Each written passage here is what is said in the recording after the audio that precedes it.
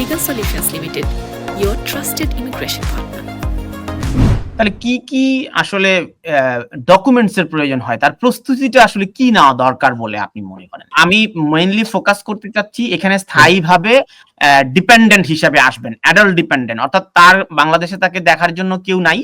আ তিনি এখানে আসবেন তার ছেলে, মেয়ে বা রিলেটিভস এর কাছে আসবেন। তিনি ডিপেন্ডেন্ট হয়ে আসবেন সেই ক্ষেত্রে। কি?